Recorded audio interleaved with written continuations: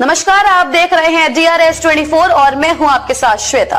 तो चलिए रुक करते हैं आज की प्रमुख और बड़ी। आगरा के सरगेट हाउस में राज्य महिला आयोग की अध्यक्ष बबीता चौहान ने की महिला जन सुनवाई के दौरान घरेलू हिंसा के अधिकतर केस सामने आए। बबीता चौहान, राज्य महिला आयोग मुस्लिम महिलाओं के लिए बनाएगा ऐप। उन्होंने कहा कि मुस्लिम महिलाएं एक बार आने के बाद दोबारा नहीं आ पाती हैं। मुस्लिम महिलाओं की सहूलियत के लिए जल्द ही ऐप होगा लॉन्च। बबीता चौहान ने बताया कि मुस्लिम महिलाओं की शिकायत कि उन्हें घर से बाहर नहीं निकलने दिया जाता है।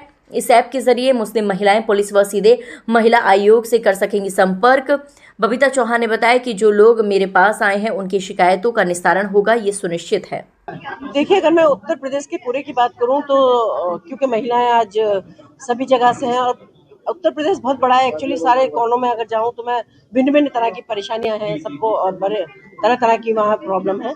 लेकिन अगर जैसे मैं आज आगरा में कर रही हूँ तो आज आगरा में घरेलू हिंसा से संबंधित बहुत मामले यहाँ आए हैं और जिनको आप देख रहे हैं तो कुछ अभी आ गए हैं, कुछ अभी बाहर खड़े हुए हैं। पर मैं कह सकती हूँ आपको कि जितनी महिलाएं मेरे पास आती हैं या जितने आयोग के द्वारा सुनवाई होती है उसका सबका निस्तारण होता है। और मैं ये भी कह सकती हूँ कि अगर प्रशासन की भी बात की जाए तो अगर आयोग से कोई भी फोन जाता है या किसी के खिलाफ कोई कंप्लेंट होती है, कुछ भी होती है, तो उसमें तुरंत कार्रवाई होती है, राहत देने का काम करते हैं।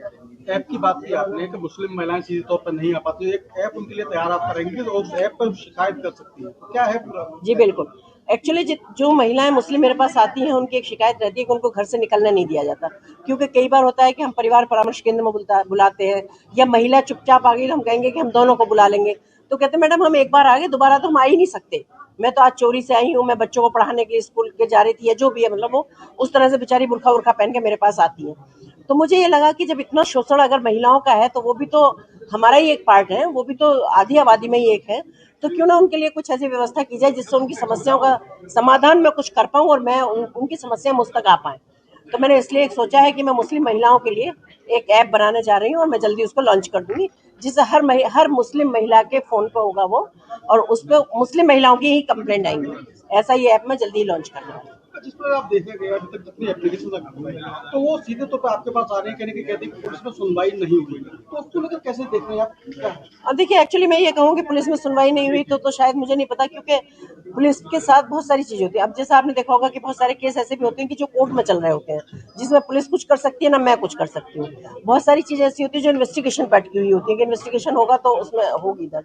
पर यह कि जो पीड़ित होता है उसे तो लगता नहीं कि उसको तुरंत रिलीफ चाहिए, पर जो मेरे पास आए हैं और जो हमसे संबंधित उनके केस हैं उन सबका निस्तारण होगा, ये सुनिश्चित है।